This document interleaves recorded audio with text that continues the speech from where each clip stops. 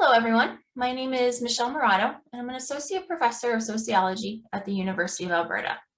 Today, I'll be discussing Sustainable Development Goal number 10, reducing inequality in the context of COVID-19. Sustainable Development Goal number 10 strives for reduced inequalities within and between countries. This means tackling inequality across many different dimensions, a tough task considering current levels of economic inequality, human rights abuses, and the continued discrimination that many groups face. And the reality is that we live in a very unequal world. According to the recently released 2022 World Inequality Report, which is one of the largest compilations of international data on wealth and income inequality, in 2021, the richest 10% of the global population, about 517 million people, controlled 52% of the total income and 76% of the total wealth. The bottom half of the population, about 2.5 billion people, captured only 8% of the income and 2% of the wealth. And although income and wealth disparities between countries have declined over time, disparities within countries have grown, maintaining historically high levels of economic inequality at a global level. And in addition, inequality is also prevalent across a variety of dimensions, including gender, race, sexuality, and disability, just to name a few. And this is evident in income and wealth disparities across groups, but disparities are also much broader. Inequality is present in health disparities, a lack of access to educational resources, and experiences of discrimination. Needless to say, this makes the goal of reducing inequality challenging, but also so important. And the specific question I'll be addressing in today's talk is, what does a goal of reducing inequalities mean in the context of a global pandemic? How does this goal help us to understand the many changes that we've experienced? And how can this goal help to structure responses at the local, national, and international levels? The pandemic has really changed so much, and we need to ask what it has meant for inequality between and within countries. Now, in answering this question, I want to start by going back a couple of years and reflecting on some of the broader messaging around COVID-19. At the beginning of the pandemic, we often heard these messages of equality. Everyone will be affected by the pandemic. We're all in this together. If you Google the phrase, "we're all in this together," you'll see a lot of images like these. The message was designed to offer comfort in tough times and to influence behavior. And for many people, it has. But looking at the consequences of the pandemic, I have to ask, well, are we really all in this together? Much of the data and research around COVID-19 tells us that we're actually not really all in this together, as we might want to believe. So if we are really all in this together, why have billionaires increased their wealth by estimates in the trillions, while others struggle to pay their mortgages and inequality has grown? Why did Canadian CEOs, even those who accepted government aid, continue to receive astounding bonuses in 2020 while workers struggled? Why do some countries have vaccination rates above 80% while others hover around 10%? Why are COVID-19 mortality rates twice as high in racial minority neighborhoods as they are in primarily white neighborhoods across Canada? And why has it become so acceptable to simply write off people with disabilities as not worth protecting? Truly answering these questions requires a broader understanding of how systems of inequality work and a discussion of my primary research area, stratification. So stratification is a term that's less commonly used than inequality, which means I'd like to start with a basic definition here. So simply put, stratification refers to systematic and structured social inequality in access to opportunities, resources, and rewards, such that some members of some categorical groups get more social goods than members of other groups. Now, stratification is not just inequality related to randomness or bad luck. It happens across a variety of types of rewards, and it is tied to some characteristics that people do or do not have. It's strongly influenced by the larger institutions that dictate our social rules and norms, those that help to define our behavior and our different relationships.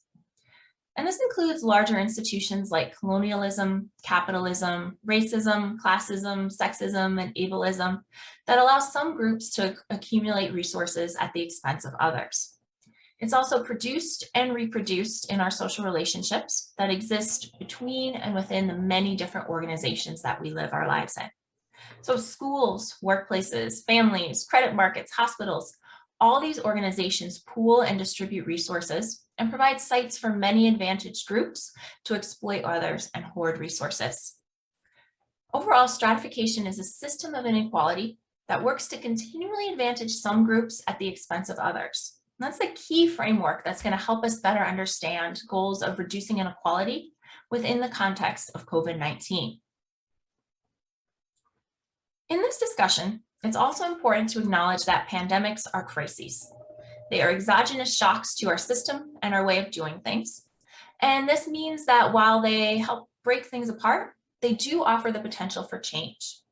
And although they may challenge inequality, unfortunately, what we find is that they more often amplify existing structural inequalities. Crises reveal the kinds of cumulative disadvantages that place certain groups in greater social, health, and economic jeopardy. And this is because people's different resources at the start of a crisis influence if and how they're going to be able to weather that crisis. But, and this is an important but, it doesn't have to be this way. Crises also highlight the importance of policy in affecting outcomes for different groups. So how different places address a crisis and if they pay attention to the needs of marginalized groups really matters in terms of outcomes. Cities, countries, individual organizations, they all structure how well different groups do in times of crisis. And this is what we've been seeing as we continue to wade our way through the COVID-19 pandemic. So let's take a moment to talk about some of the pandemic's effects on different groups. First, I want to note that the effects of the pandemic have been diffuse. Everyone has faced some struggles with COVID-19. Many of us have been sick with the virus. Many of us have watched loved ones battle the virus and at times succumb to it. We felt the isolating effects of physical distancing, dealt with the many changes to how we work and how we socialize, and we spent one time wondering how we're going to make it through. So I don't think anyone has been truly spared by this pandemic. However, and this takes me to my second point, some groups and some countries have struggled much more than others. And here we can think about stratification and inequality on all different levels. So first, the pandemic has really highlighted inequality between countries. And in this case, we can talk about differences between high and low income countries, rich and poor countries, or maybe even better said, countries that have exploited others to extract their resources and continue to benefit from that, and countries that have experienced exploitation and exclusion. We see huge disparities here in terms of resources and responses. And this inequality is particularly evident when we consider vaccine rollouts. For those of us living in Canada right now, we live in a high-income country where over 80% of the population has been fully vaccinated against COVID-19. Across many low-income countries, however, less than 10% of the population has received the vaccine. Yet many vaccine-rich countries like Canada continue to flaunt public health protections, leading to higher rates of COVID-19. Now, it's important to look at inequality between countries, but we also have to consider inequality within countries. And there are clear differences by class, income, and education, but some of them are also much broader. Here we have to consider different categories of groups and marginalized communities and vulnerable groups. And in this case, I mean those defined by race, class, and gender, but also by disability, age, and sexuality. These groups have fared a lot worse when compared to more advantaged groups throughout the pandemic. Now, on a very broad level, those with resources have been relatively protected against COVID-19. So they've been able to keep their incomes, switch to working from home, and get everything they need delivered right to their doors. Those with fewer resources, however, have faced a very different situation with the pandemic.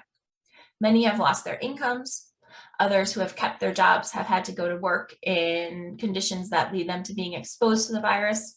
And many people have seen their overall job conditions worsen.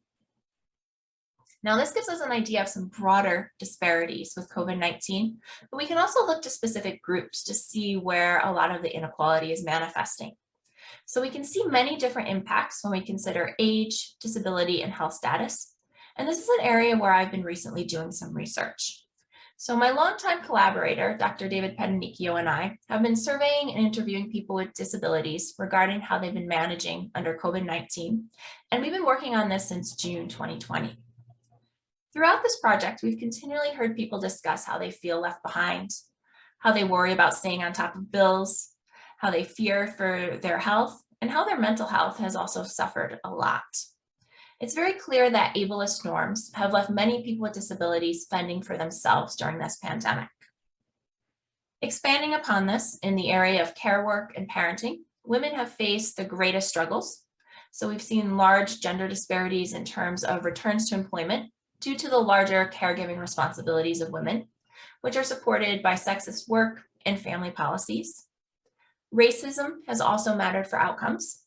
Now, although race-based data are very limited in Canada, we have research that indicates that racial minority groups have a greater exposure to COVID-19 and are more likely to experience negative consequences related to it. Basically, if we look to the larger research, we're going to see that COVID-19 has changed a lot, and it's clear that some groups have felt its effects much more than others. And throughout this, there's been a lot of talk about vulnerable groups. But I also want to note that it's important to remember that no one is inherently vulnerable. Individuals are made vulnerable by the stratification systems that shape our lives. These are determined by various institutions, which we think of as webs of interrelated rules and norms that govern our social relations. Institutions include those ideologies of meritocracy and personal responsibility that support our colonial and capitalist economic systems. They also include racism, sexism, classism, and ableism, just to name a few here. And on the flip side, others are also made powerful by these same systems at the expense of so-called vulnerable groups. They gain wealth and power by exploiting others. And we must remember that they will always work to try and maintain their power. And in addition, we also have to remember that there are ways to challenge these systems, and there are ways to do better. And this is where I want to end our discussion today. COVID-19 has exposed many of the dimensions of inequality within our stratified society. It has also expanded inequality across different groups. These effects are going to be felt for many, many years to come. And for many, it's shown us that we're not actually all in this together. And crises tend to do this. Those with more advantages going in are better able to weather the storm. Those with limited resources tend to be left behind. This includes individuals and entire nations. But I think for many, the pandemic has also challenged our way of thinking. It has shown us that inequality and hardship are not just the result of individual capabilities or hard work. Those factors don't matter that much when your place of work had to close, or you couldn't go to work because schools were closed, or you contracted a highly contagious virus. It has also shown us that inequality makes it harder for the world to deal with crises. The unequal distribution of vaccines has clearly contributed to the continued spread and mutation of the virus. And I think both of these 2 points are really important. They help to emphasize the role of structure in determining outcomes, something that will continue to be so important as we contend with the environmental consequences of climate change in the years to come. And these 2 points also hopefully help to show us the importance of policy in determining outcomes for people. Policy has truly been key in determining how well countries, provinces, and cities have done throughout the pandemic.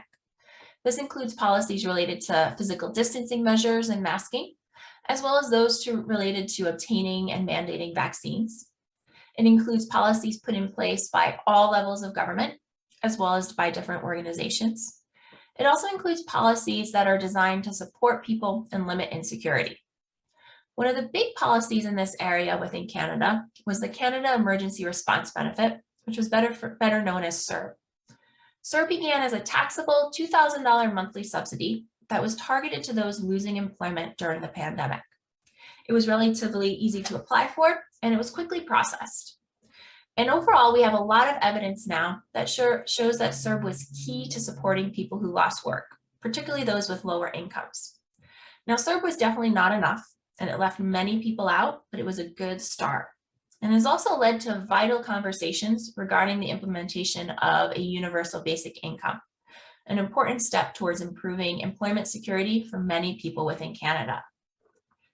Now, in addition to what policy on a broad level has done throughout the pandemic, we've also seen how many smaller local organizations really dove right in to start helping people in need, and how governments then responded by boosting funding for this work. This was key for many groups who were overlooked elsewhere. We also saw people come together to protest racial injustice, to say that Black lives matter and Indigenous lives matter and every child matters.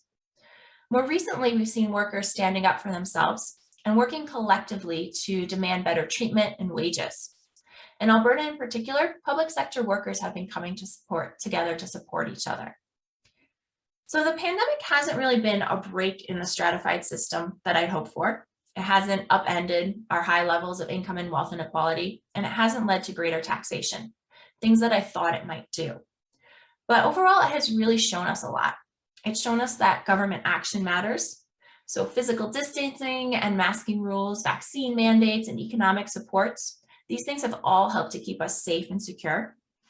It has shown us that community matters. In Edmonton, many community leagues provided important supports for neighbors, and organizations like Yes and Boyle Street and collaborations like E4C have been key to supporting many vulnerable groups throughout the pandemic. It has also shown us that protests matter. These have helped to bring racial inequality and colonialism to the forefront of so many of our discussions. And the pandemic has also shown us that unions matter. Unionization and union power are such important resources for shifting the balance to workers, and I've been so happy to see their support grow. And finally, most importantly, I think the pandemic has shown us that we can do better and we should do better. As a sociologist, my area of research can be really frustrating once you begin to understand the complex power dynamics that drive policy and how hard they can be to change. There's a lot to get discouraged about. And it's true, if you only look for change on the big scale, you're going to get discouraged. But there is hope if you look towards smaller local levels. If you check in with activists and organizations and people doing work on the ground, you'll see the promise that can be done. However, and just as a final note, I want to say that any action on the ground must also be combined with political pressure. We must stay active and aware if we really want to reduce inequality between and within countries. And that is what this Sustainable Development Goal means for me in the context of COVID-19. So thank you very much.